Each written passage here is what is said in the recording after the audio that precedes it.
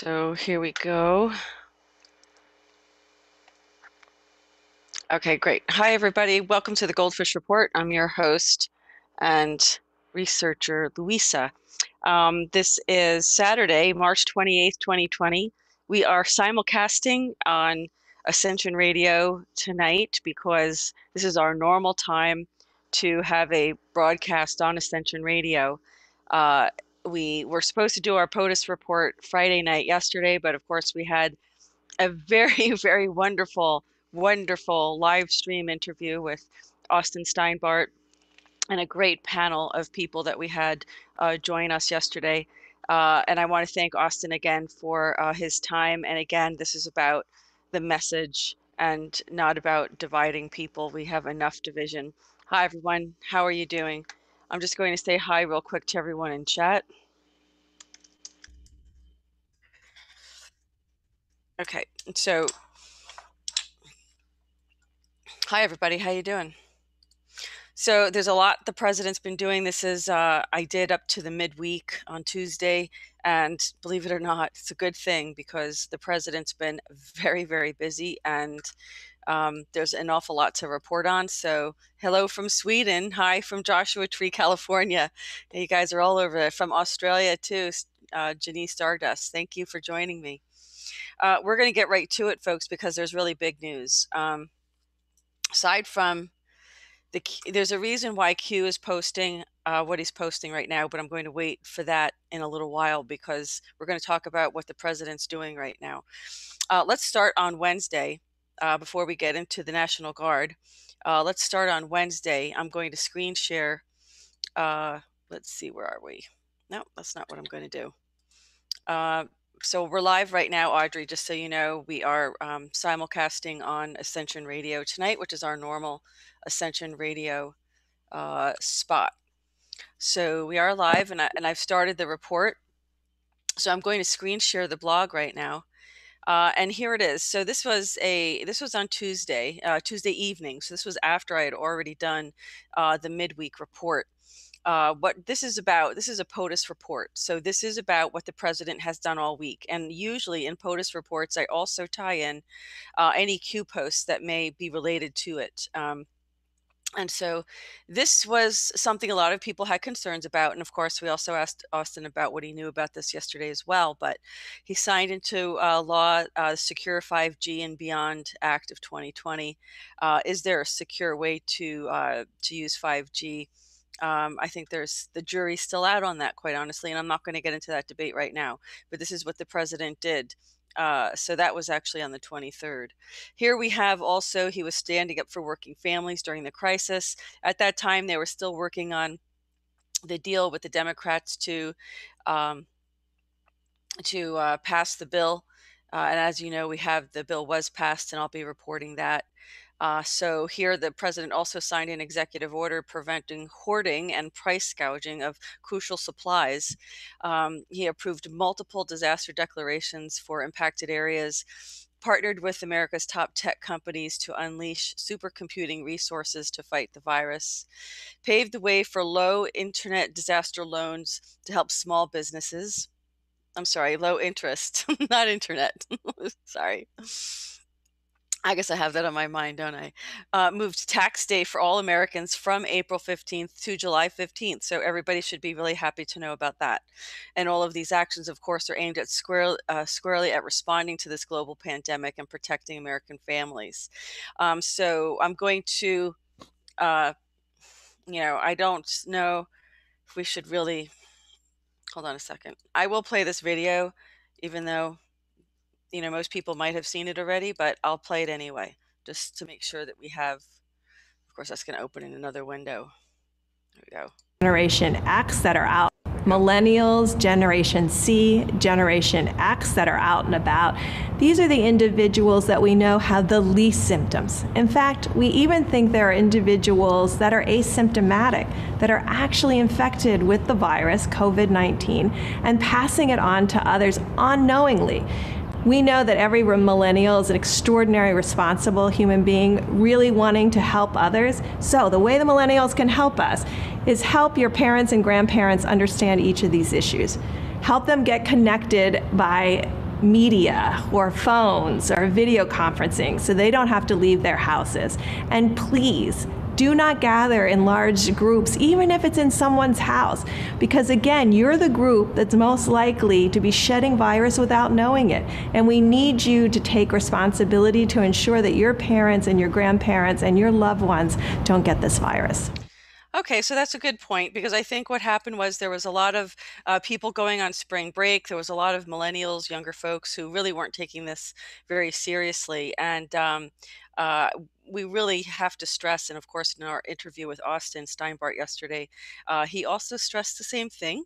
And so that echoed what's really most important, that is follow the guidelines that the president has outlined, that his administration and the task force has outlined to follow. So let's go back to the blog. I'll go back to screen sharing the rest of the news here. So I thought it was important to play that. Okay, they're doing that was the coordinator, the coronavirus response coordinator, Dr. Deborah Birx. So that's what she thought was important to kind of put out there today. Here we had the the president and vice president with Dr. Birx and the Surgeon General Adams participate in a virtual Fox News town hall in the Rose Garden. Right here, you can see it's lovely springtime. It's a beautiful place. Here for the West Wing reads, we have the Pelosi-Schumer coronavirus contagion. And what a spectacle. Much of America is quarantined at home. The public is so panicked that there's a run on toilet paper. The country desperately wants reassurance, and Nancy Pelosi and Chuck Schumer decide to take a bipartisan rescue bill as a political hostage. Absolutely. They wanted as much pork as they could fit in there as possible. So right now, there's also, as I mentioned earlier in the week, a list of 74 actions the president has taken to fight the coronavirus and bolster the economy. If you want to look at this whole list, you can come to the blog here at the goldfishreport.blogspot.com, and you can take a look at it. The link is right here, and there's a very long list there as well. So there's more press conferences, and I'm telling you, these are very long transcripts. And as I have said before, I'm not going to go over these transcripts. If you'd like to, you can come to the blog and you can read them. Let me just see if there was anything else from that day that I wanted to screen share. And no. Okay, so that's good. Let me just check in with the live chat. Hi, everyone. Hi, everyone in the live chat. Hi, Slim. Nice to see you. Let me see. Who else did I miss? I wanted to say hello to everybody. Welcome to everyone. Yeah, definitely. There's some stuff going on with the Federal Reserve. It looks like it's going to be repurposed with the Treasury, and perhaps the President Trump may end up being the new Fed director. So that's interesting. But we'll see how that works out. It's not a quote, and that's not an official statement from the White House by any means. So let's move on to the next day. There's really so much to report from the president this week. As always, he's so extremely busy. Here we have the task force again, another press briefing. These are, very, very long. Just telling everybody so far it's going very well, and that they're trying to get supplies. For New York State, where there's a big problem there. It seems like they have opened up the Jacob Javits Convention Center to make the hospital an extra medical center just for the coronavirus. And if anybody's ever been to the Javits Center, which is what we call it locally, and I have, it is a very big place. So it's really equipped to fit an army in there, actually. So it's quite a good, I think, choice for whoever decided to go there. Okay, so also, in terms of the Olympics, the president has left it in the hands with Prime Minister Abe of Japan last night, and he thinks that they think to delay it for a full year is the good choice. So, although it may be the first time in history, it's for the best. So that's what the decision was there. Also, the president has there's tremendous paid sick leave provisions for workers at no cost to all employers. And that's a big thing, no cost to the employers. We want to get everybody back working. He says together this $2.2 trillion legislative package is bigger than anything I believe ever passed in Congress. So we're going to go into that. It includes $350 billion in job retention loans for small businesses. I'd like to see the terms on that, with loan forgiveness available for businesses that continue paying their workers. They continue paying their workers. That's interesting. That's what we want. We want them to keep their workers and pay their workers. This will help, interesting, this will help businesses keep workers in the payroll and allow our economy to quickly accelerate as soon as we defeat the virus, the invisible enemy, as the president calls it. It also includes $350 billion in direct cash payments that will be available for every American citizen earning less than $99,000 per year. That would be $3,400 very quickly for the typical family of four. Nothing like that has ever been done in our country. That would be wonderful. Up to $250 billion in expanded unemployment benefits. Over $100 billion in support for the heroic work of our doctors, nurses, and hospitals. I wonder what that's going to look like, how that's going to be different. $45 billion for disaster relief fund. And that's for supporting national emergency and disaster declarations. And also $27 billion to build up the strategic national stockpile with critical supplies, including masks, respirators, pharmaceuticals, and everything you can imagine, because it was very depleted, like our military was depleted. Interesting. Now we have a brand new military. Never had a military like this. We have equipped either coming. We have equipment either coming or it's already come. For the most part, it's already come, but we have a lot of things that will soon be coming: planes, missiles, rockets, lots of things. But the stockpile was very depleted, like everything else. And it's very true. Unfortunately, under the previous administration, our military suffered tremendously. It was not good. It was not good for the country. So this will be a significant funding for the development of vaccines on top of the $8 billion we approved several weeks ago. Over $500 billion in support for the hardest hit industries, with a ban on corporate stock buybacks, which is something he insisted on. And frankly, he said the Republicans wanted that and the Democrats wanted that as well. So you can come and let's see what else is there. $16 billion in funding for the purchase of personal protective equipment, mask, respirators through this strategic national stockpile. And through FEMA, the federal government has delivered or is in the process of shipping 9.4 million N95 respirators.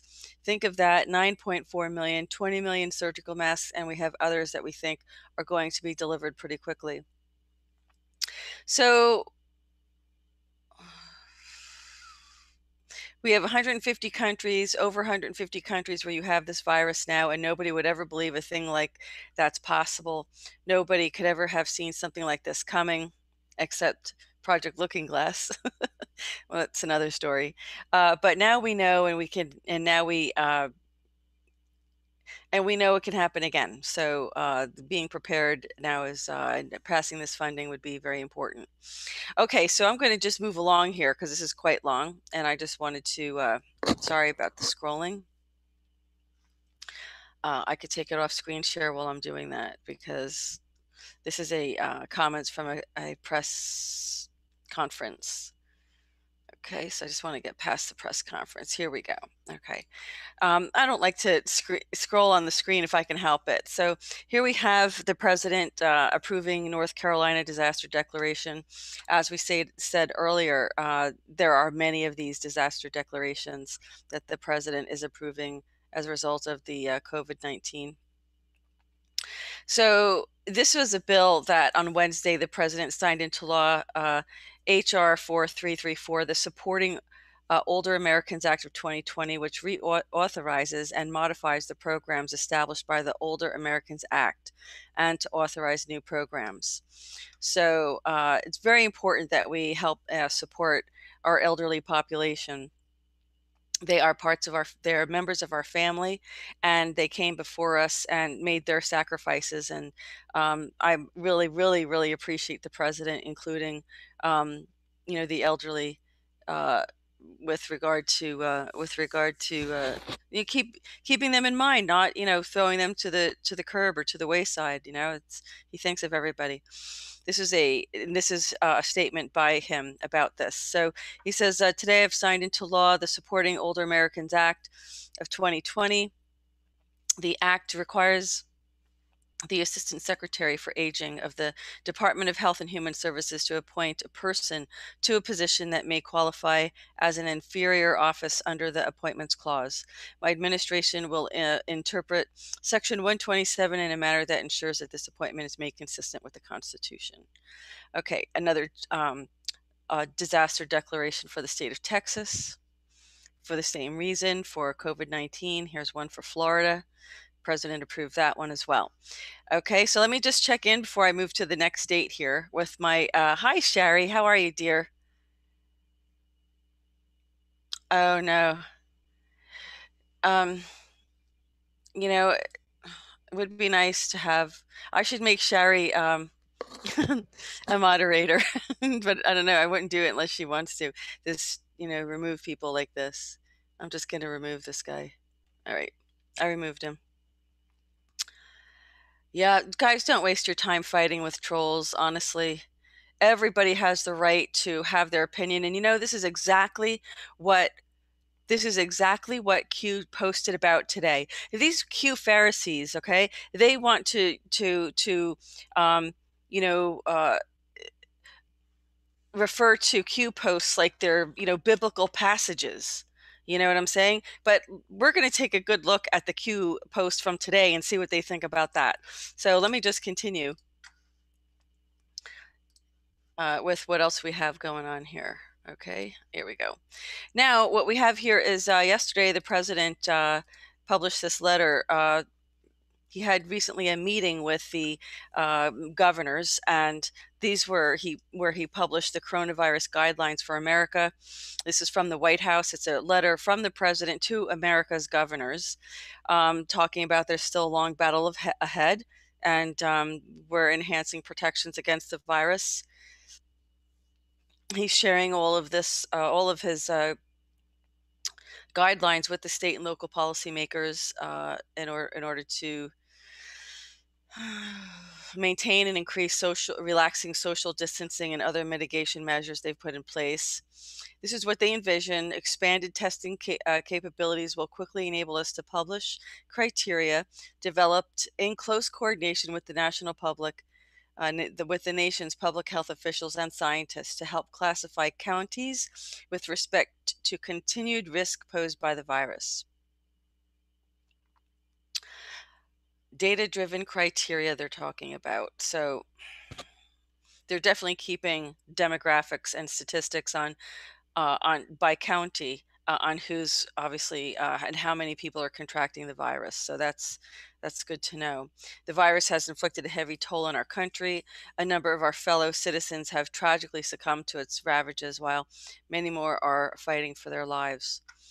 Okay, and so this is the letter. You can come and take a look at it from the president. The West Wing reads this week. Again, at this point, the president was trying to rally support for time for the Democrats to unite on the coronavirus aid bill. So the Senate had already passed a $2 trillion bailout after an agreement with the White House. The House could not vote on the bill Wednesday, but it didn't. Nancy Pelosi, the Democratic Speaker of the House, might get around to it today or maybe not. So this was on, which day was this? This was on what, Thursday? Yesterday. Well, it said Wednesday, so that might have been earlier in the week. So here we have the real leaders versus the pundits. And a global crisis like the coronavirus pandemic separates the real leaders from the pundits, and it sure does. Let's talk about here at this point. It's kind of old news because now we know that the bill's been passed. So I'm going to kind of scroll over this so that if you want to take a look at it, you can go back to the blog and take a look at it. This is for the 25th, for March 25th. Okay. But it does look like obviously we do have it passed. Let's take a listen to what this. In times of struggle, we see the true greatness of the American character. Hold on. I'm just going to make sure I'm including my audio on the screen share. Yeah, I am. Okay. Let's hear what the president has to say here. In times of struggle, we see the true greatness of the American character. A West Virginia 13-year-old whose dad is a trucker using his allowance to buy food for other drivers. My motto is, if there's no truck drivers out here, America will stop running. On behalf of the City of Truth, we're just giving out $50 towards your groceries. Just want to bless you. We know that people are in panic and they're in need. But let's go in the heart of the city and see how we can bless people that are in need. Terry Dacey runs a busy paint and supply store. He ordered 6,400 masks weeks ago, but as soon as he got his masks, he knew exactly what he would do with them. First stop, FoodLink, which is providing 4,000 meals a day for community kids. Next stop, Rochester General. 14-year-old is making a big local impact by starting a donation drive for medical supplies. What matters is the impact you leave on people. 8 Oaks Farm Distillery is converting his facility to now make hand sanitizer to distribute among local charities. He used $600 of his own savings to help others. I decided to make care packs for senior citizens.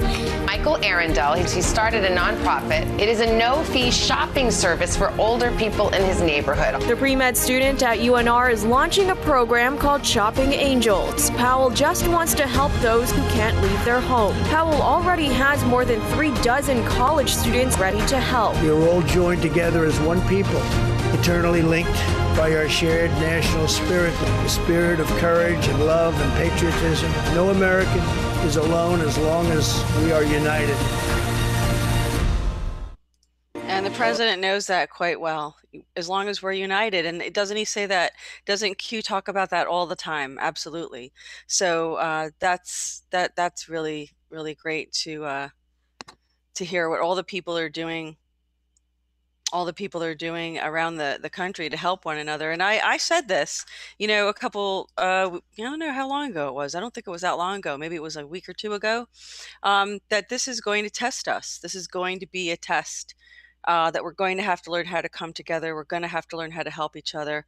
We can barter, we can help each other. And it looks like this is, really a test for humanity to come together and unite and put our differences aside. And what we don't need are people like in the live chat talking about, taking down or, calling Austin Steinbart a fraud or a LARP or whatever, and it doesn't really make any difference, because if you're so focused on that, then what are you thinking about when it comes to, I think these guys are so concerned about proofs, and they're so,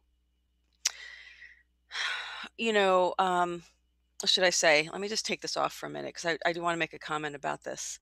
I think they're so caught up in their idea, they're Pharisees, right? So they've made it into a religion, right? They've made it into, this personification of something to worship, and that it's sacred. And you don't get that it's really a military operation. And they're picking and choosing, Psalms out of like it's scripture, yet they're not even looking at the rest of the scripture, so to speak. They're not looking at the rest of the comms that says disinfo is necessary, as Austin pointed out yesterday. So I think you should not look at this to attack it, and to look at Austin as himself as something that requires a proof, so to speak, because it's his message, and what he's talking about is what is important. And that's getting lost in all of this bickering over trying to prove whether he's Q or not. When people are that consumed with it, your ego's way out of balance.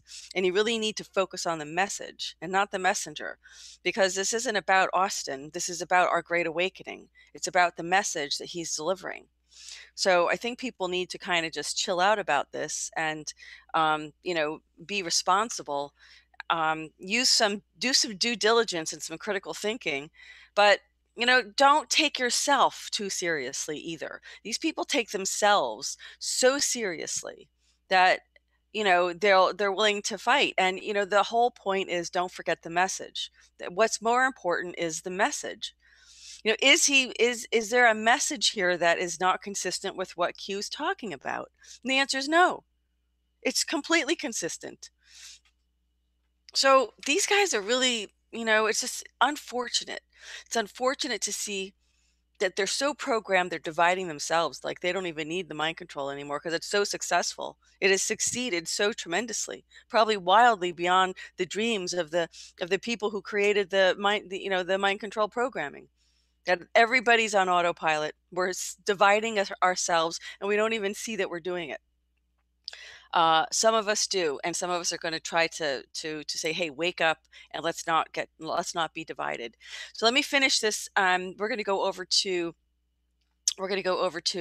Q, and this is exactly what Q is talking about. So here we have we have the president's intent to appoint individuals to key administration posts.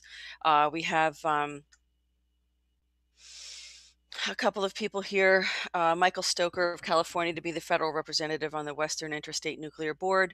We have Alexei Walternurst of New Jersey to be Assistant Secretary of Homeland Security, Public Affairs, and Michael Weiner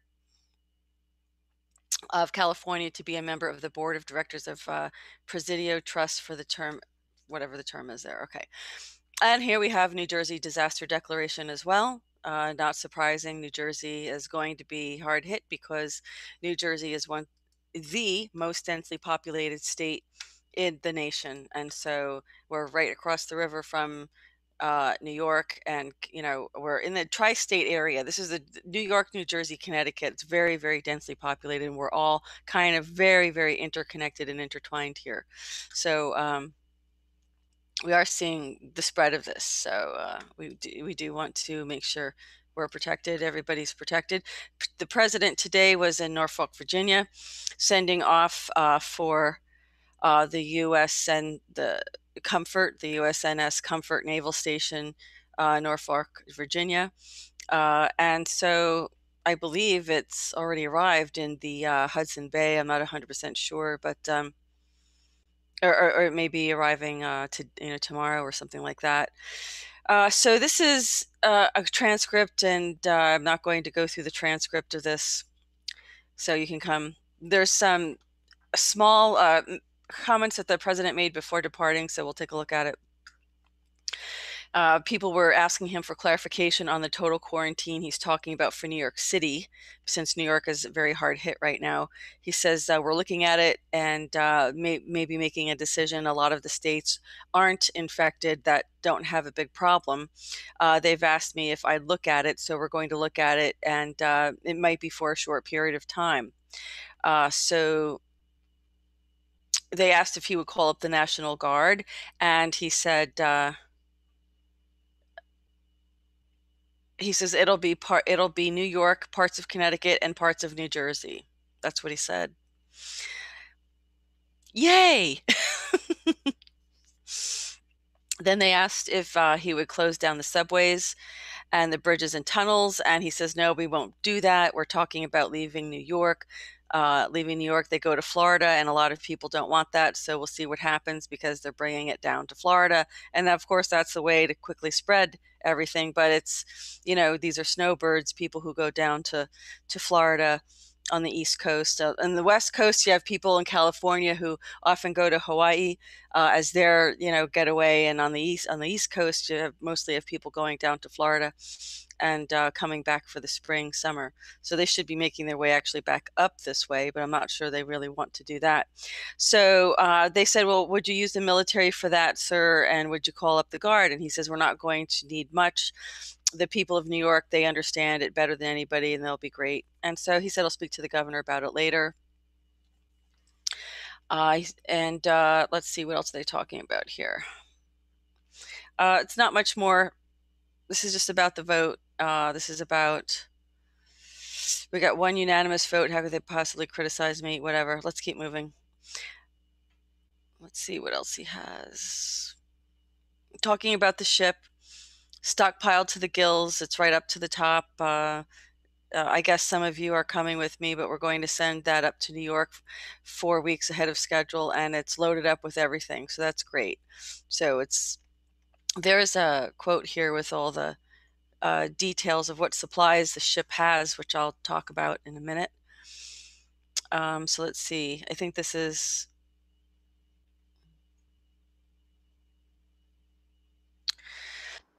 okay. So should anyone live in the state that has a governor that you're not getting along well with be concerned at all? The president said, so I think really most of the governors are very appreciative. As I said, I just spoke with Andrew Cuomo.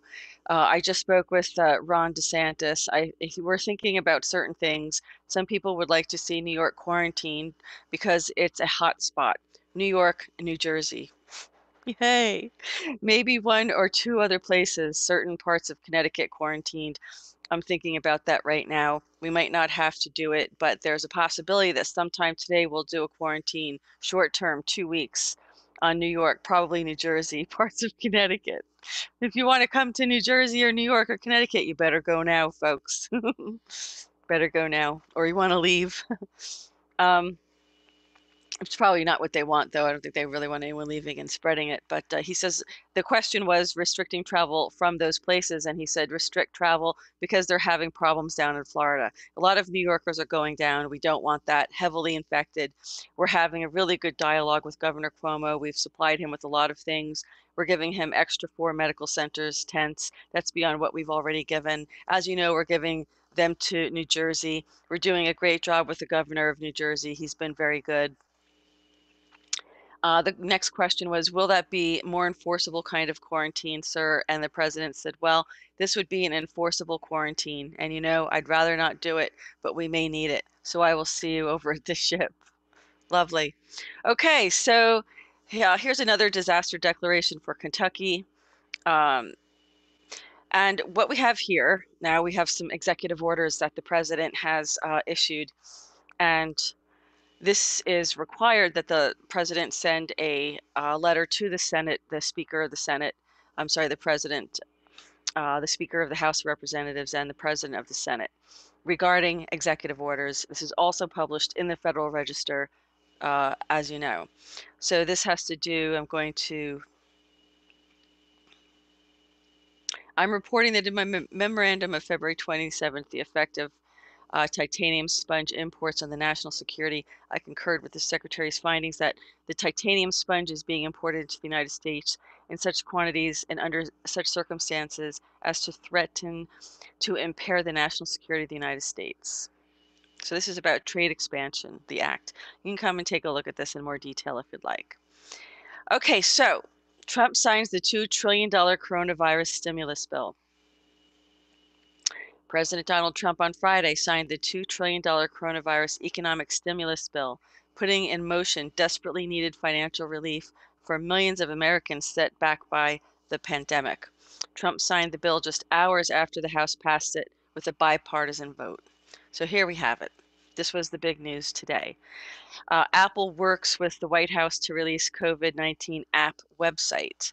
So Apple Inc. and the White House said on Friday that the iPhone maker worked with the Trump administration and federal agencies to release an app and website that will direct users to guidance from the Centers for Disease Control on the disease caused by the coronavirus.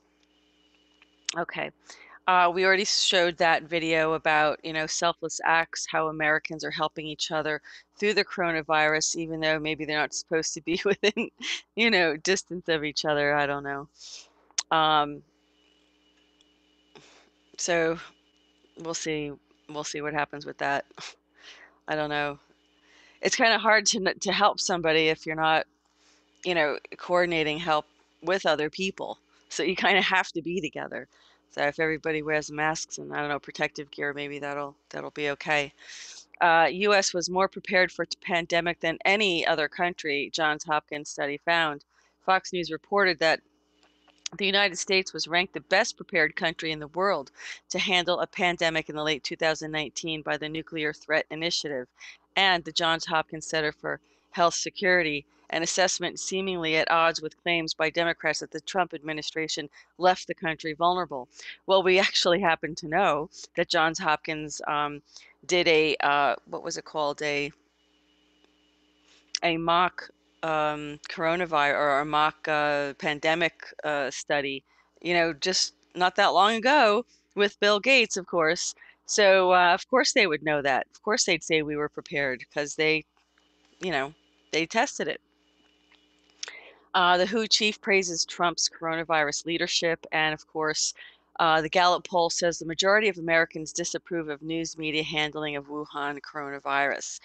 The Federalist writes, of 9 leaders and institutions rated by Americans in a new poll on their response to the novel Wuhan coronavirus, the media fared the worst, and it's not even close. Tristan Justice reports, according to the Gallup poll, only 44% of Americans approve of the media's coronavirus coverage, while 60% approve of President Trump's response. Yeah, well, the media has been, they're just antagonists, They're just trying to provoke the president during these news conferences. And it's kind of repetitive. They just keep asking the same kinds of questions. I don't know. We got to get some new skin in there, So we want GoldFish Report back. Again, another disaster declaration for Massachusetts. We have Michigan disaster declaration as well. We have another, the president approves Guam disaster declaration, and there's actually another one in here for Puerto Rico, but we'll get to that.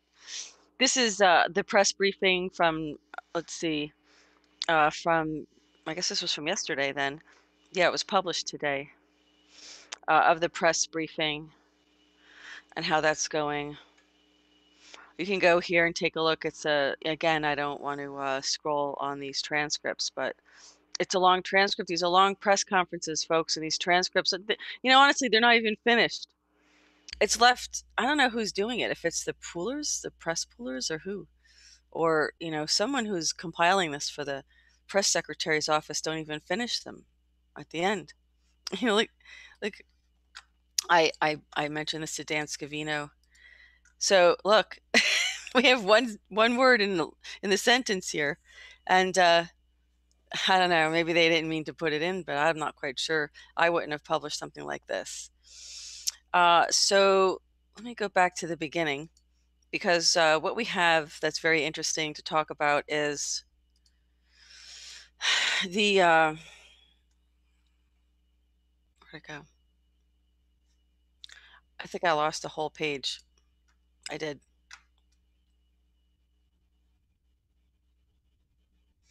Hold on a second. I'm just looking for the executive orders.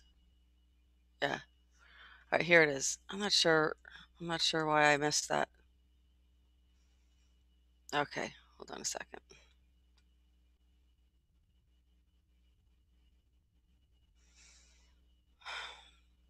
All right, I'm going to continue screen sharing. Sorry about that, folks. I just have a lot of tabs open. So this is one for Kentucky. That's the other one. And here's another text of a letter from the president to the Speaker of the House and the President of the Senate. And this is the one I just read. Yep. They should be here. Hold on one second, folks. Michigan, the Guam disaster area. Oh, jeez. Sorry, this doesn't usually happen. I just must have scrolled right past it. That's what I did. I went too fast. I went way past it. Sorry, please bear with me for just a minute. When we're live streaming, these things can happen. I know for viewers for listeners on Ascension Radio, just please bear with me.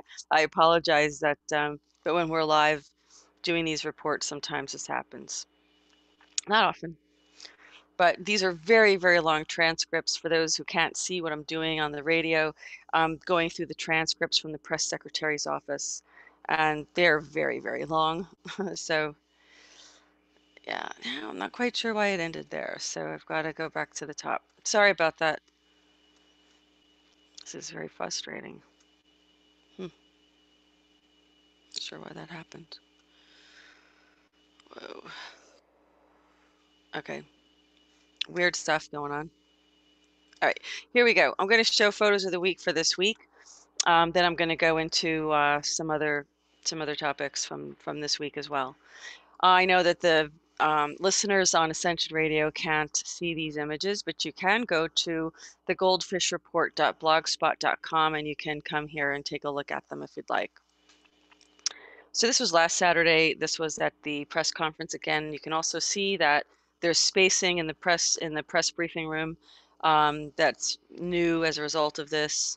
And of course, we have members of the coronavirus task force. Look on as Assistant Secretary for Health, Admiral Brett Guire delivers remarks during a coronavirus update. I don't know if that's how you pronounce his last name. Gavor, I think that's how you pronounce it. Here's the group of them standing here. And Dr. Fauci, there's a lot of, I reported about him in the midweek report, and I'm not really quite sure that he's unbiased.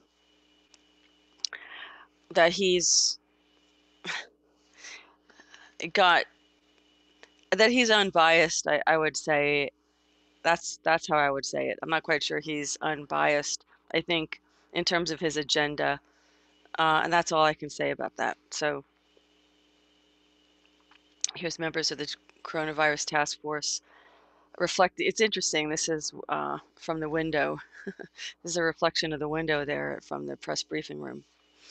And there's a president again. And here's the president signing Senate Bill 3503, a bill to authorize the Secretary of Veterans Affairs to treat certain programs of education converted to distance learning by reason of emergencies and health-related situations in the same manner as programs of education pursued at educational institutions and for other purposes. So that's important. Here's the president looking over his notes in the West Wing of the White House before participating in the coronavirus update in the James Brady press briefing room.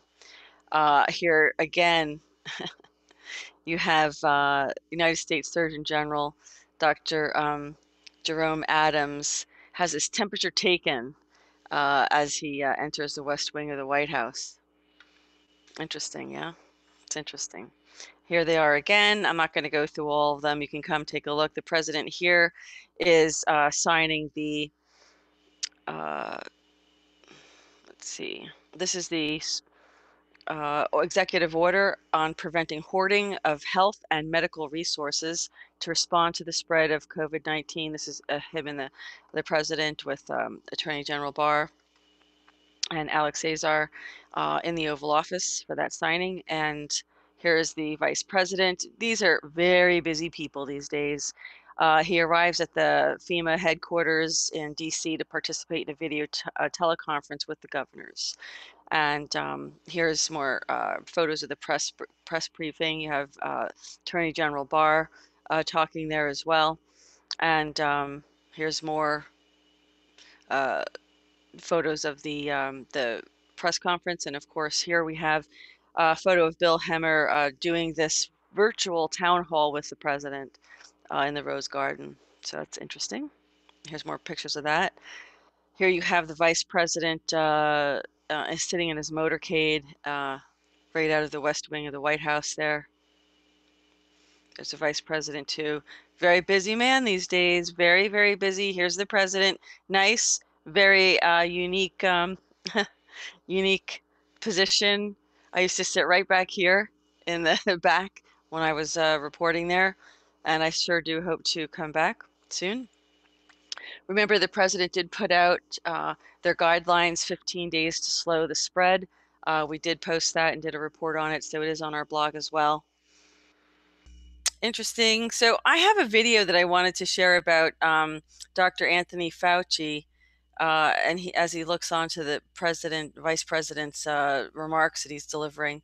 And this is an interesting character. I think everybody should know a little bit more about him. Here's the president signing HR 4334, Supporting Older Americans Act, as we talked about earlier. This is an interesting picture of this stairwell, the vice president walking down with in the Eisenhower Executive Office building. That's interesting. Yes. Okay, so here's some more photos of these conferences and these meetings. It's not really that exciting in terms of photographs, but here's the governor's meeting that the president held. The task force is there present, talking with the governors, and here we have it. And of course, some other people too.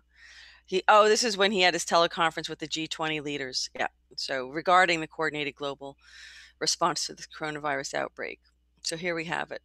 So there's a lot of other photos here, folks. Come and take a look at this. I really don't like to spend a lot of time on the photos or the transcripts because they take a long time. But I guess for the last point that I wanted to bring, that I wanted to make today was talking about the bill. Let's talk about the bill. Let's talk about the economic relief. Well, there's a few other things to talk about still. Let's talk about the relief here, the bill. Here you have President Trump is providing economic relief to American workers, families, and businesses impacted by the coronavirus. The legislation developed in the Senate is the first step to restoring confidence and stability to America's economy. Just excuse me for 1 minute, please. I needed something in my throat, a little sip of cappuccino there. Securing emergency relief. So the president is signing bipartisan legislation to provide relief to American families and workers during the coronavirus outbreak. The president worked with Congress to secure bipartisan legislation that will provide emergency relief to families and small businesses that have been impacted by the coronavirus. This unprecedented relief package totals more than $2 trillion. It's called the CARES Act. It provides much needed economic relief for American families and businesses who are hurting through no fault of their own. This legislation will provide assistance to America's heroic healthcare workers who are on the front lines of this outbreak. And the breakdown of that is $100 billion will go to the healthcare providers, which I was talking about earlier. $27 billion will go to bolstering life-saving capabilities, including developing vaccines and the development, purchase, and distribution of critical supplies. $45 billion will go to the FEMA relief fund. In terms of supporting families, this is what we want to know about, right? This legislative package brings security to American families by providing them with economic assistance during this time of crisis. This is the breakdown, folks. Let me have a sip of water so I can get to this. This legislation provides tax-free payments treated as a refundable tax credit to Americans, giving families the immediate financial support they need. Couples earning up to $150,000 will receive $2,400 plus an additional $500 for each child. So that's couples earning, I guess that would be together. So it would be like $75,000 each or some combination of that, right? Individuals earning up to $75,000 will receive $1,200 plus an additional $500 for each child.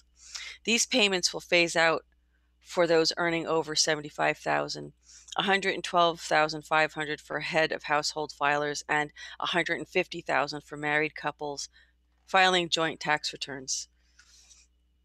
Folks, if you didn't get that, just go to the blog and it's all written out here. Okay, for people listening in on Ascension Radio, you can just go to the blog and it's all laid out there. Okay, the legislation provides much needed assistance to Americans out of work. The CARES Act allows states to temporarily increase unemployment benefits and receive federal reimbursement for the additional amount. Encourages states to waive the typical 1-week waiting period, provides an additional 13 weeks of benefits. Creates a new program to assist the self-employed and independent contractors who are unemployed due to the pandemic. Okay.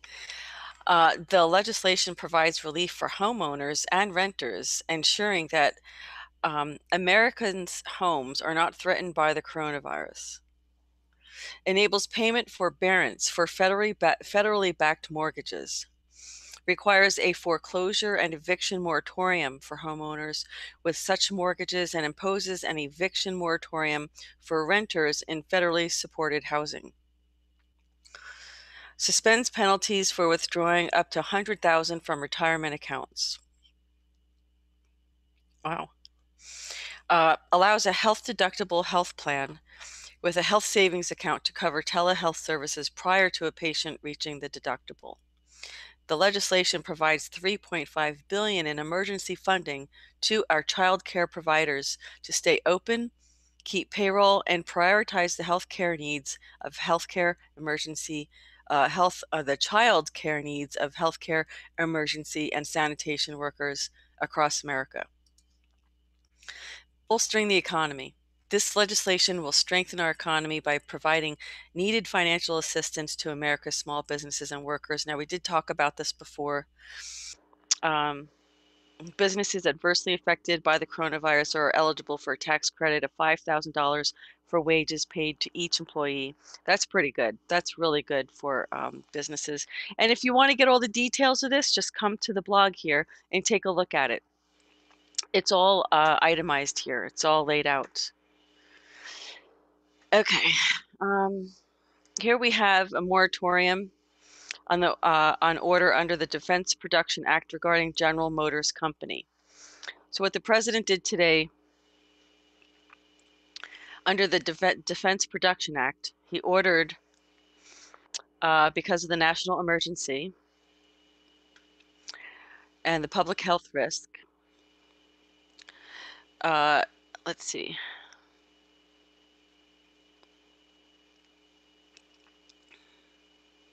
This is about health resources, and the presidential direction to the Secretary of Health and Human Services. The Secretary shall use any and all authority available under the Act to require General Motors Company to accept, perform, and prioritize contracts or orders for the number of ventilators that the Secretary determines to be appropriate.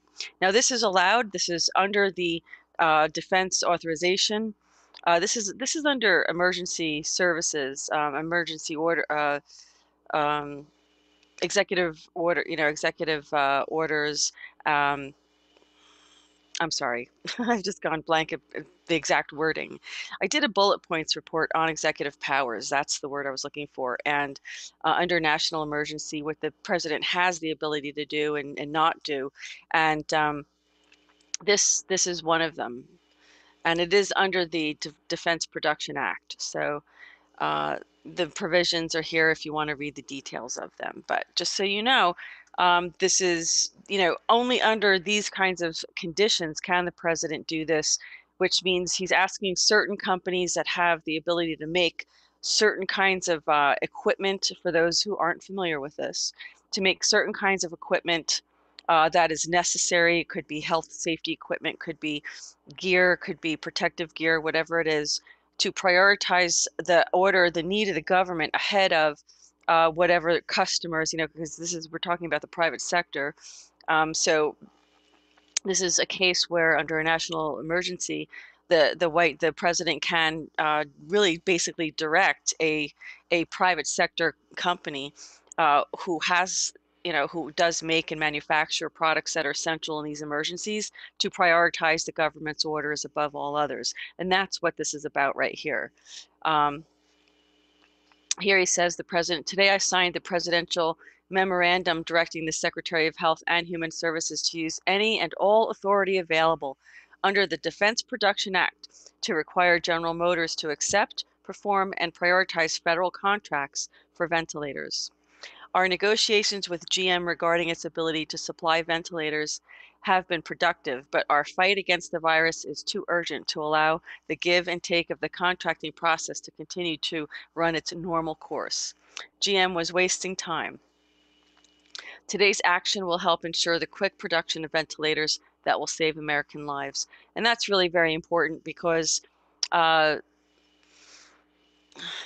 it's very unprecedented, folks. I mean, I have to say, this is a very unprecedented powers that these emergencies do give the president. But He's respectful. He's responsible with it, completely responsible. We have so much more to talk about. This is it here. This is the remarks. Well, this is, hold on a second. I don't really want to get into his remarks. This is about the deal. Folks, there was so much to report on today. That's why I'm taking a minute to kind of get the right articles here to screen share, because there was just so much to report, and I want to make sure some of the things you can go to the blog and take a look at yourself. Okay, let's take a look at this one. Today, this is an executive order. Okay, this is the one we're talking about. Defense Production Act with respect to, yeah, this is the one. So this is the executive order, and this is one we're talking about. This is where he gets the, so this is the official order that the president has to declare in order to make GM, basically compel them to manufacture the supplies that the government needs ahead of any and all other orders and so forth. So that's the executive order there. And there's also another executive order that I wanted to talk about today. And this one is going to be, this is kind of segueing now into what's happening with Q and some other things too. Maybe I'll just play, before I do that, I'm going to screen share my Twitter page, because I wanted to play, before we got off the topic, I wanted to screen share this. I want to screen share this video about this is Dr. Shiva talking about Dr. Fauci here. So let's take a listen. One of the youngest members of the National Academy of Sciences. Peter, won every award that NIH had to do. But when Peter said, wait a minute, there is no causal relationship between this virus, HIV, which he considered a very harmless virus, and AIDS, he was vilified. All of his grants went away. And the guy that promoted this lie was Fauci's predecessor by the name of Gallo, Robert Gallo. Robert Gallo was brought up on scientific misconduct charges. He literally stole the HIV virus from France. He couldn't produce enough of the virus because they couldn't find it. Okay? He created a bogus HIV test. And the result was Fauci came to his rescue. I think there was a power play. Fauci essentially took the lead. Gallo was put into the back, and that was the beginning of this guy's career. He writes about how he hangs out with Bono and, remember the whole AIDS and all the stupid celebrities getting involved in this nonsense, right? Oh, yeah. This was so Fauci, he's a veteran of this. This ain't his first rodeo. He learned how to create bogus science, to promote bogus science, to create the fear of HIV causes AIDS. Billions of dollars were spent on this. A lot of people died because people used drugs like AZT. I had a very good friend of mine who died from it. And, people didn't learn HIV is frankly a harmless virus. Okay? The people who were dying from it were, again, immunocompromised. Gays at that time, were having 1,500 partners. We're doing meth, amphetamines, all sorts of drugs. They were destroying their immune system. You had IV drug users who were destroying their immune system, and you had people getting blood transfusions, not because of the virus in the blood, but because they would get immunosuppressive drugs. The simple point here from a scientific standpoint is when you lower and you destroy the immune system. So Fauci doesn't want to talk about that. Everything is about the boogeyman of viruses, okay? It is the biggest fraud that's taking place. Finish that. Fauci knows what he's doing. He's been doing this. He is the face of pharma and vaccines, and he sees his opportunity to become, the hero in all of this.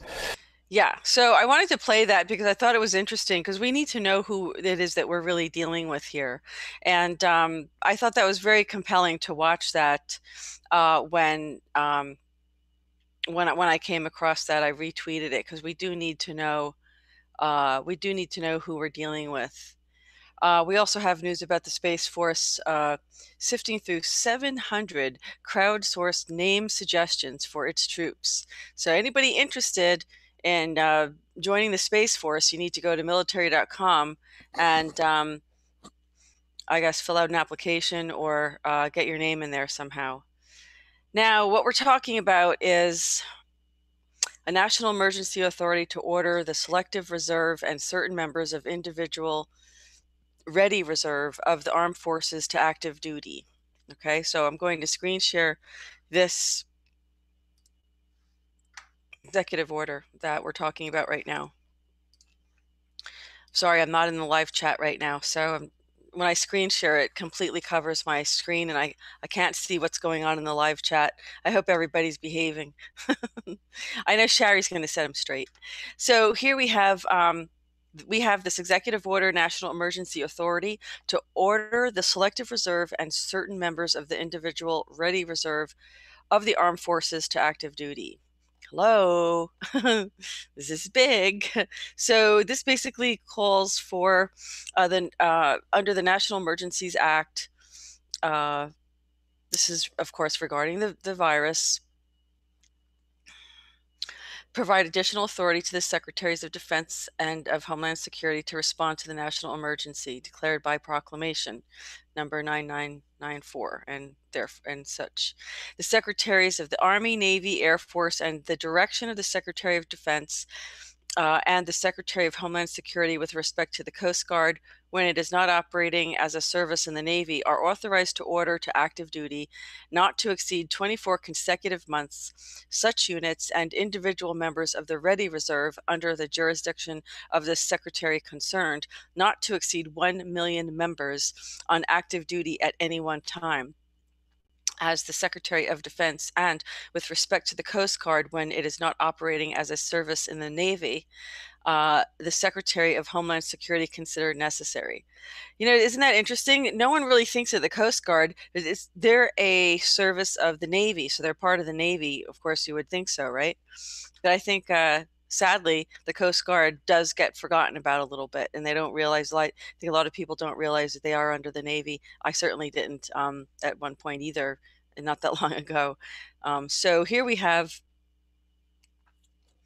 Secretary of Defense or the Secretary of Homeland Security, as applicable, will ensure appropriate consultation is undertaken with relevant state officials with respect to the utilization of National Guard Reserve component units activated under this authority.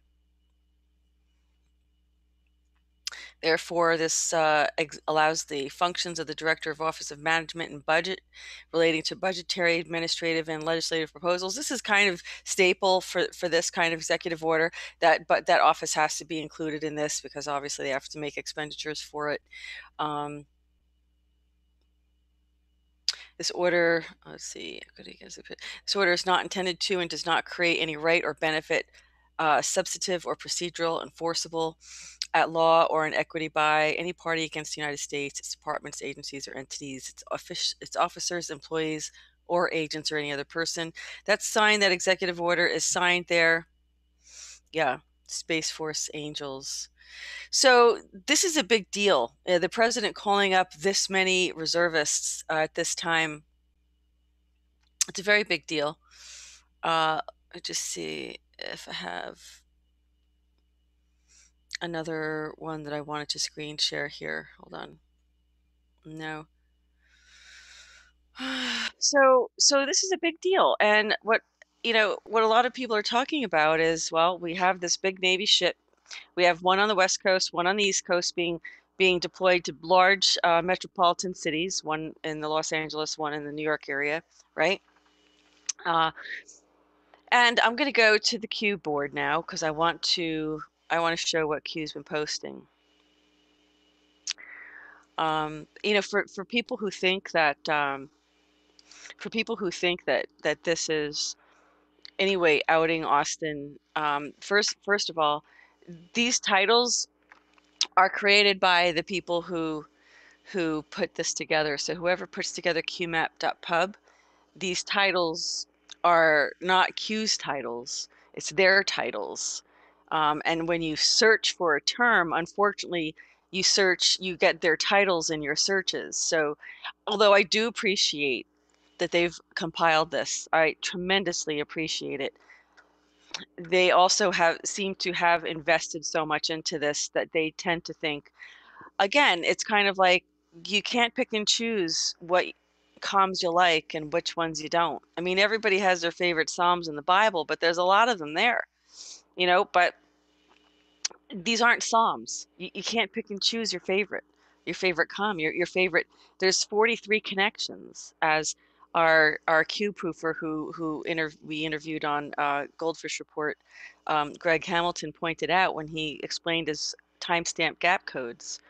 There's 43 connections to a Q post, and learn the comms. It's and Austin explained this last night in the interview, how disinformation is different from misinformation. So if you don't understand that, go listen to the interview.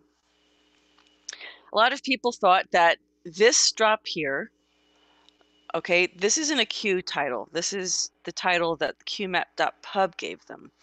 This is what the post was right here. This is it. It's a screenshot of it, okay? This is a picture of our flag, and it talks about who a patriot is versus who a traitor is, right?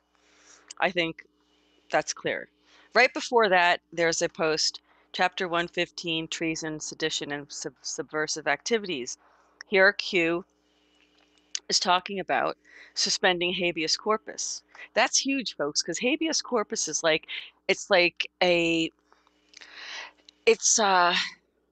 for those who don't know what habeas corpus is, let me just stop for a second. Habeas corpus is your right. If you are arrested, it is your absolute right to demand from the court what evidence there is against you for your reason being held, their reason, their justification for holding you. It's one of the most basic fundamental rights that we have in a courtroom. Habeas corpus is the body of evidence. What is the body of evidence that you have to hold this person? When that's suspended, that's very serious. That's very, very serious. But when you think about it, and you think about all these reservists being called up, something I think is about to happen. I think we're about to see a major change of some kind next week. And it's very possible we can have, interruptions in the internet as well. There could be, I think it's important that if the National Guard's called out, it's to protect businesses from vandals. It's to protect people from, crime in their homes. It's to mobilize so that we keep the peace during this transition, during whatever's whatever our during this quarantine period. It looks like the president may, from what we just reported, it looks like the president may enforce a strict quarantine for 10 days, 2 weeks in the most densely populated area of our country. So that's pretty serious, folks. So I would think that we should take this very seriously, do what the president tells us to do, stay out of the way, because look, it's not a secret. Q has been talking about holding these people accountable, these criminals, right? There's no secret. We've been reporting during POTUS reports and other political theater reports. It's no secret that there's been these now it's well over 150,000 sealed indictments. It's no secret that the president signed an executive order on December 21st, 2017 to seize assets of people who were involved in human trafficking and crimes against humanity.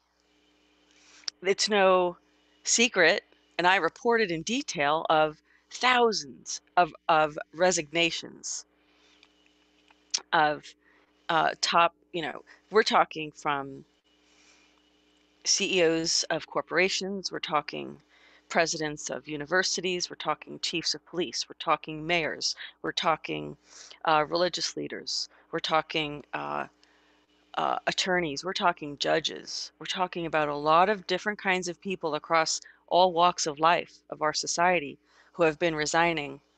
How many, how many legislators were jumping ship right before that executive order was signed. Many were jumping ship. Many were not running for re-election.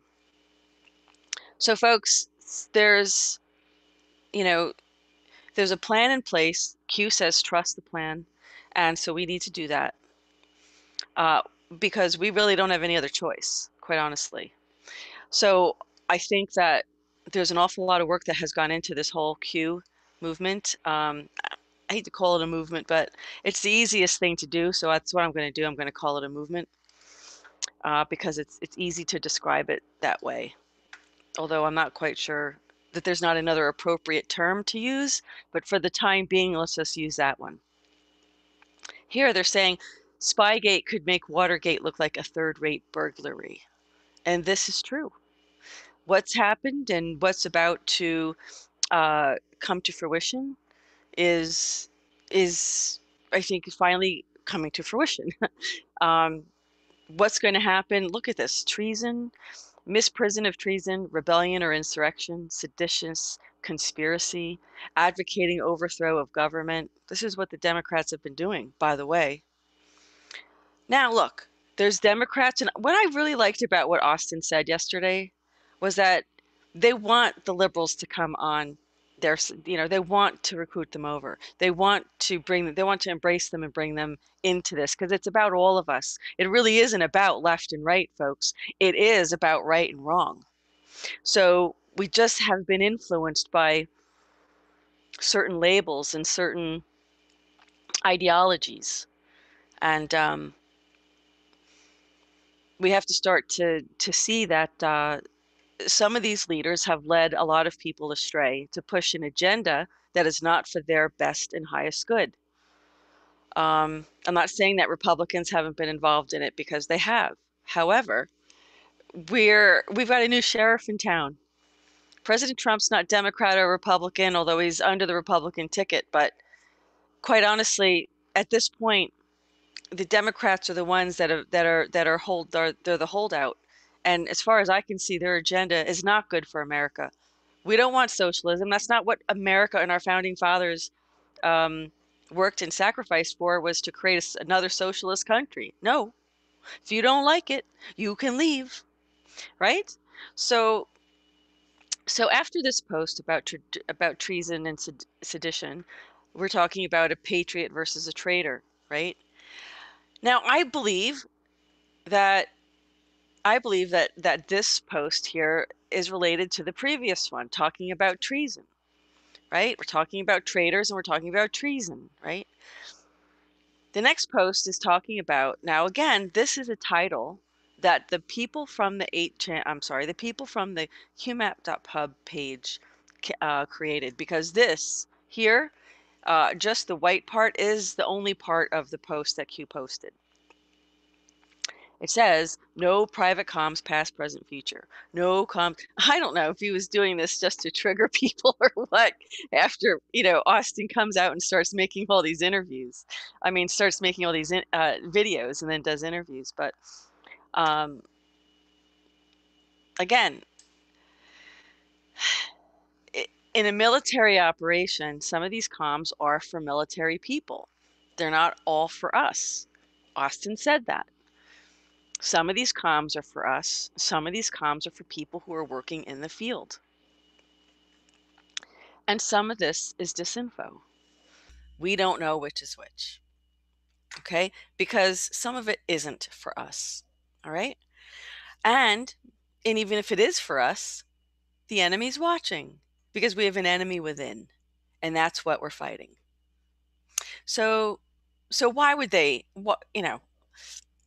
these people are taking it way too seriously, like it's dogma, like this has to be followed this way, and they completely forget that disinfo is necessary. You have to expand your thinking. And these guys kind of went a little bit, they're well-intended, don't get me wrong. Most of these people are very well-intended, but they've got too much skin in the game, in a sense. They've invested too much of themselves, of their their ability to decode comms and to be right and accurate about it, and they've got to, this is they're decoding, Austin as a, and it's not that way.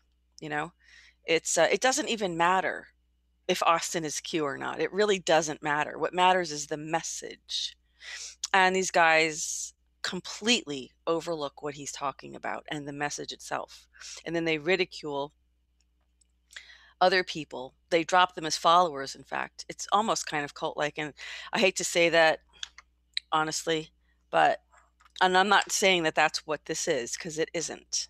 I'm just saying that there's some people who can behave that way. And unfortunately, that's gives those liberals that fodder to write about. So let's just look at a little bit further up here. So we're talking about these. This is exactly what we're talking about, right? Infiltration instead of invasion. This is exactly how the enemy within has conquered the United States. And here we have this. This is not another 4-year election. Yeah, well, something's definitely going to change before then, for sure. And then we have, why is free thought ridiculed, challenged, and threatened? Well, I think this is also talking about Austin right here. I'm not so sure that other comm was talking about Austin, but I do think, what a coincidence that this is also relative to the mainstream media, which is what they're talking about here. But it's also relative to what people have been doing to Austin. Why aren't people allowed to have free thought? Why aren't people allowed to have the ability to express their opinion, or at least ask the questions without being ridiculed, or without being, called a LARP, or without being threatened, or, where did the free thought go within the Patriot movement? We can call it the Patriot movement, right? Because we're so thoroughly mind controlled that we have to have division, that we automatically create division. We just do it. Don't even realize we're doing it, but we're doing it. You're calling out Austin as a LARP, and you have no idea, because you don't know who Q is.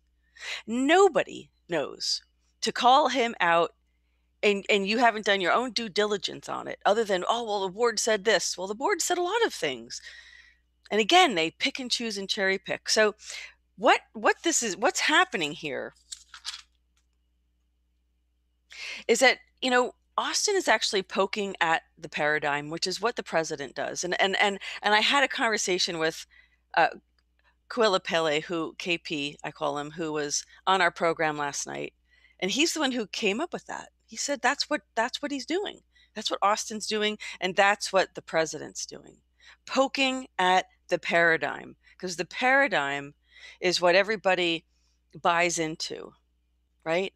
And Austin's poking at it, and he's really triggering people because he's poking at it. You have people who, like I said, he calls them Q Pharisees, because they're making this into a dogma. They're not realizing this is a spy operation, folks. I don't think they don't apply to the Space Force or the intel agencies if you're having trouble with this one, okay? You'd save yourself the time. It's not how it works. It's not how it works in the industry. And I'm not even in the industry, but it doesn't take a lot to figure out what's going on here. To be careful. They say here, when something is not free of bias, when you can't have an opinion, when you have to be,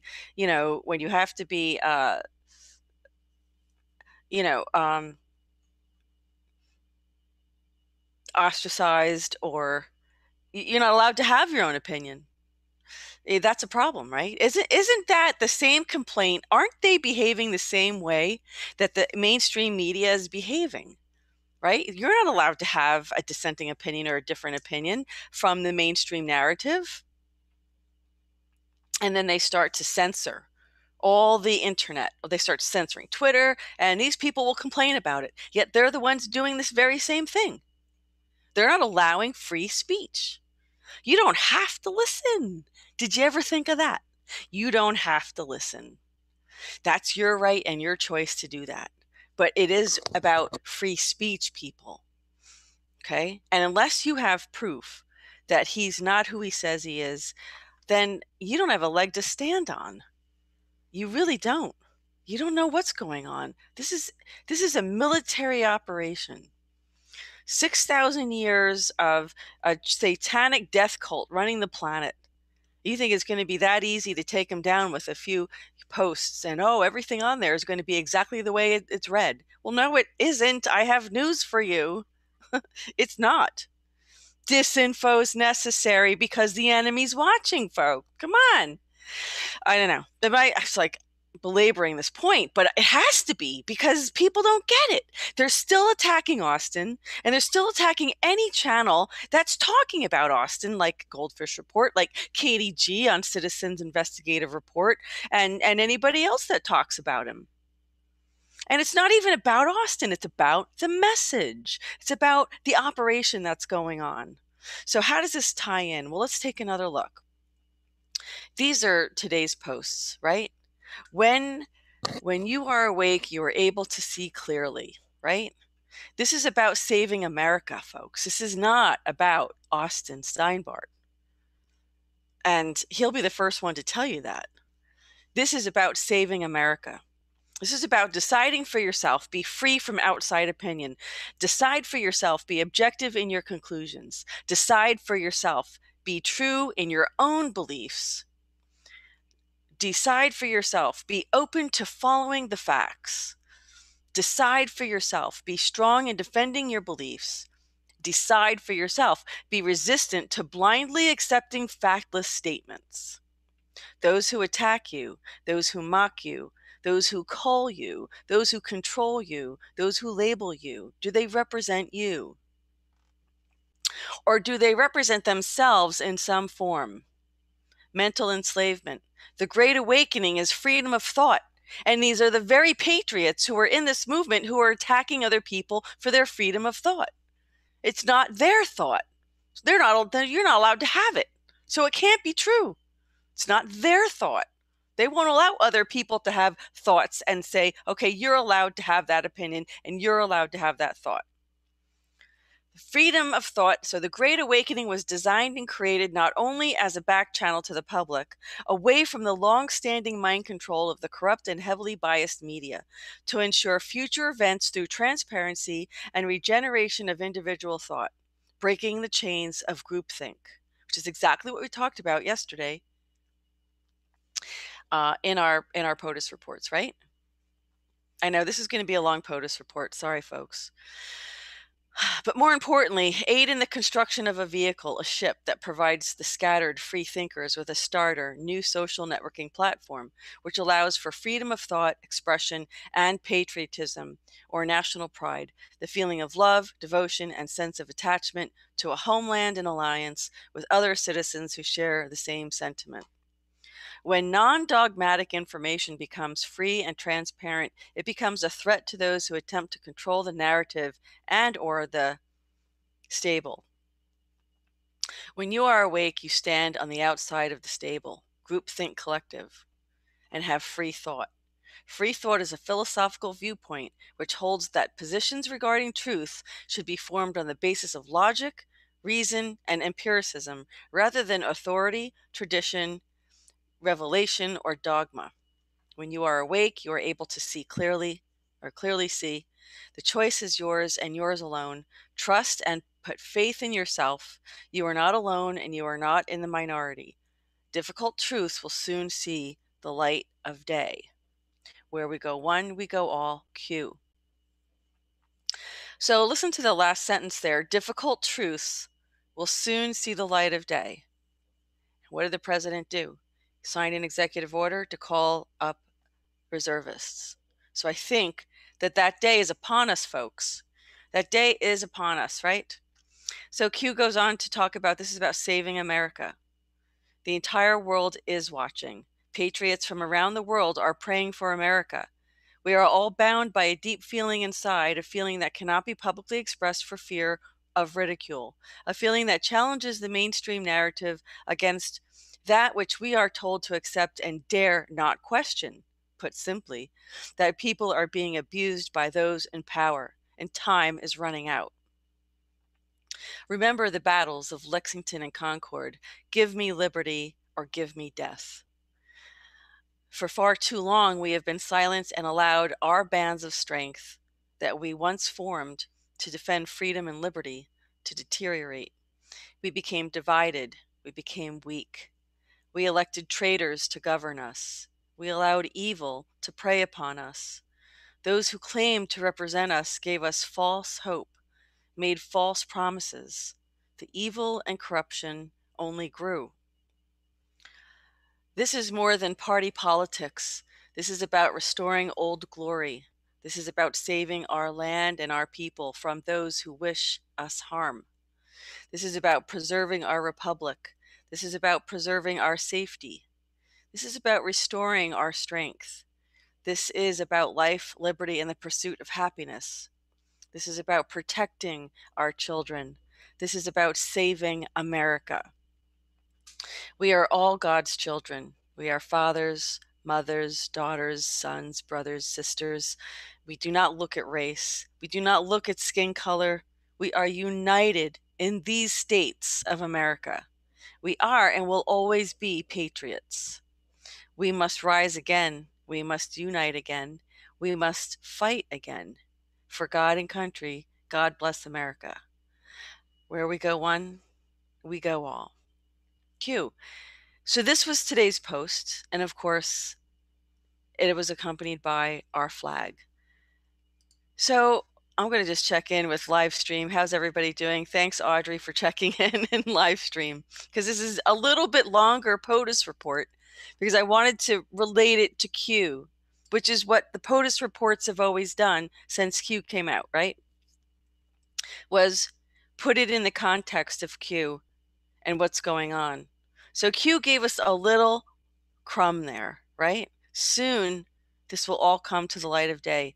And what does the president do? He calls on the National Guard. The reservists, rather, not the National Guard. Calls up the reservists. Utilizes all of their emergency powers.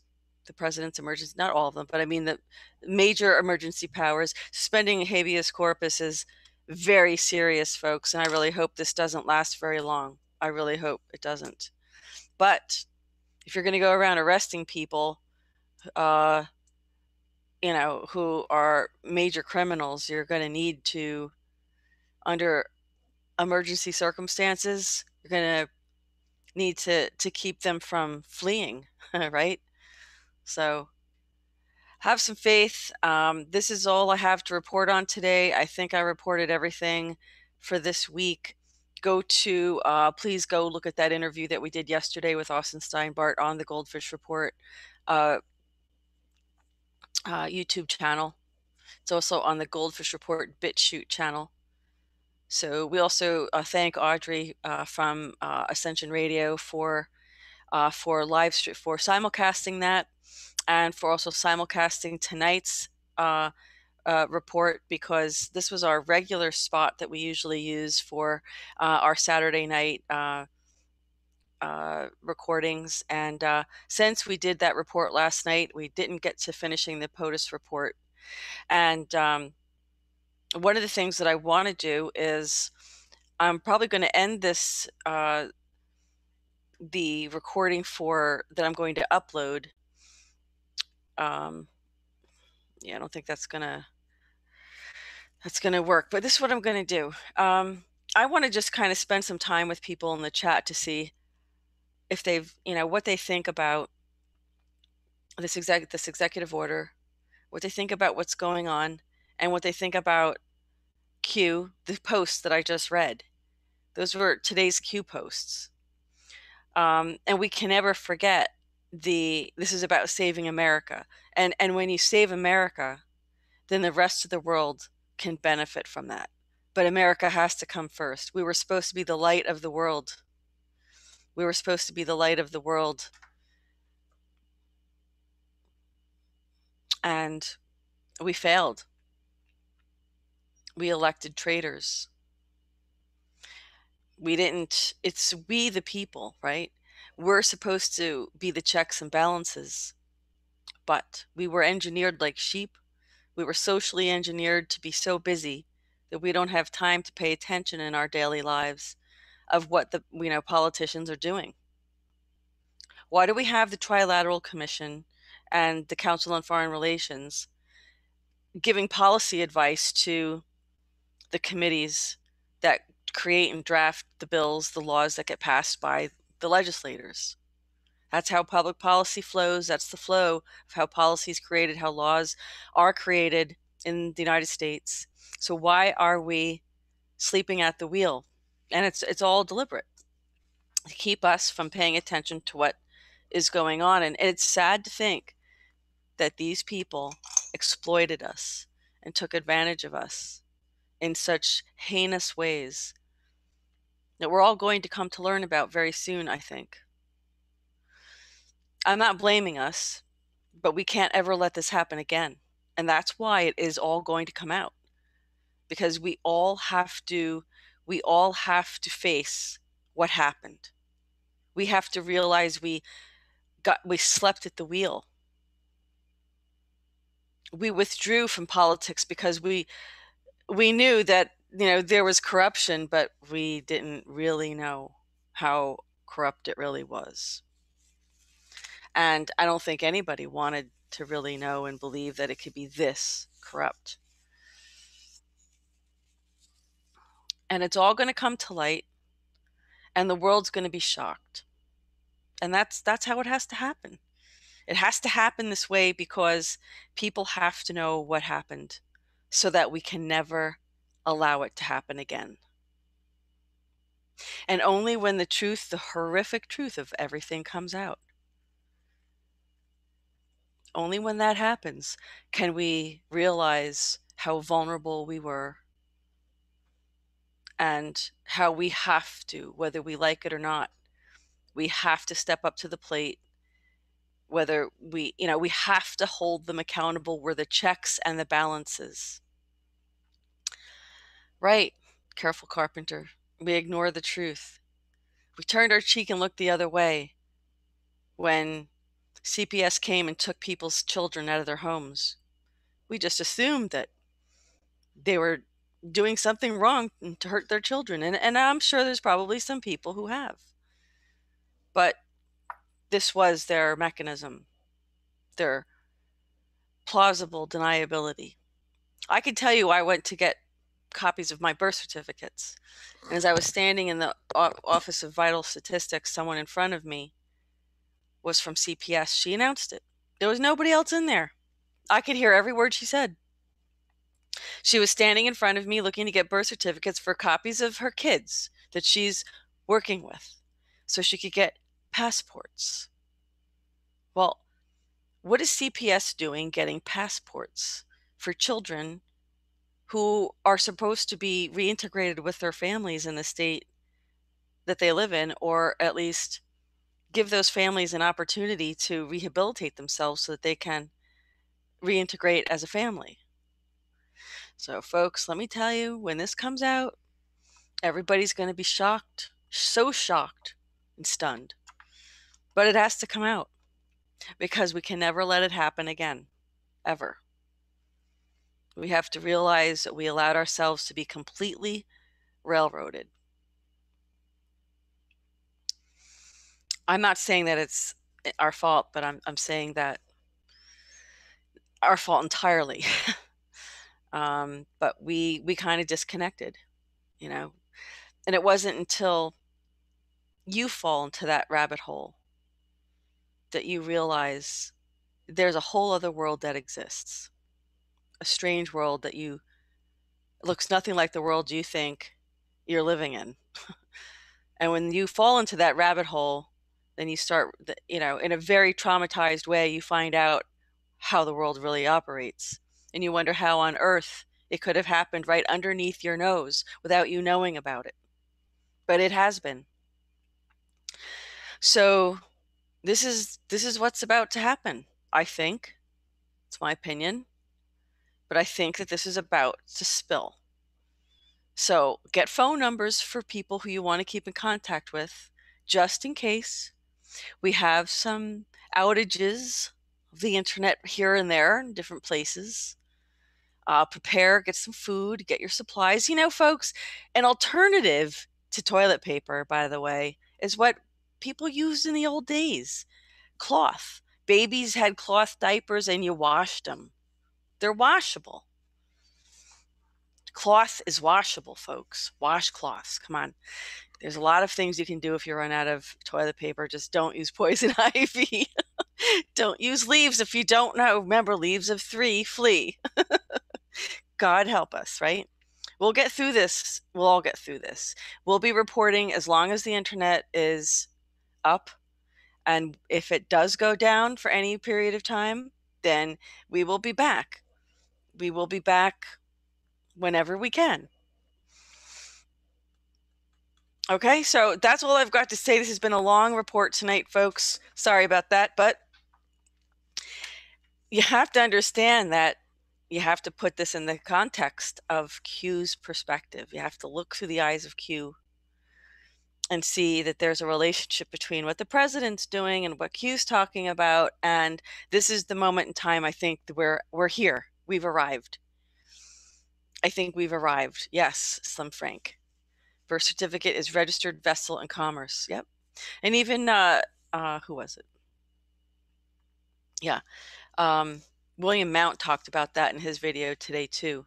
He talked about how, and of course, we talked about this on our Country Roads reports with Winston Shrout, how everybody has these prepaid accounts. And if you access that money, you will be arrested. They will tell you you will be arrested. There's prepaid accounts. There's trusts on this planet that have been established for humanity to prepay your debts. What does that sound like? Who came to prepay our debts? Right. So it's another look on the whole thing, right? So you send me an email at thegoldfishreport@gmail.com. Thank you, Sherry. I'm going to sign off now. I'm going to put the email address in here.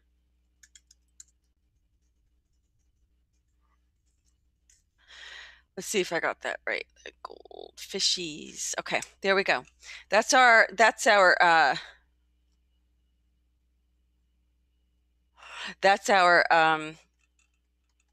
email address I just typed in there. So that's for everybody who, yes, original issue, Billy Bushmaster, original issue. That's what it is. And our Country Road series explained all of this in great detail. So Heaven on Earth, thank you. Careful Carpenter, thank you so much. I think you said you were a scuba diver, if I'm not mistaken, in one of your, or that could have been Harley Dude. I'm not sure. One of you guys is a scuba diver too. I saw your comments in the comment section of the video. Nicholas, thank you so much. Wind and Rain, Kat, Aaron Davis, Jersey 4545. Thank you so much. Shots, Jersey Quantum, Kat, Michelle, Laura. I'm just calling out first names. So thank you so much for joining us tonight. I know this has been quite long. I know that maybe Audrey and I will have a little discussion about this to finish out the hour.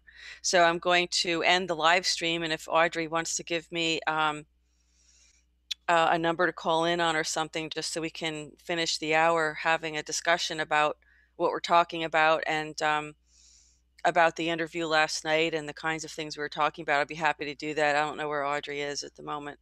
I think we're still simulcasting. I'm not sure.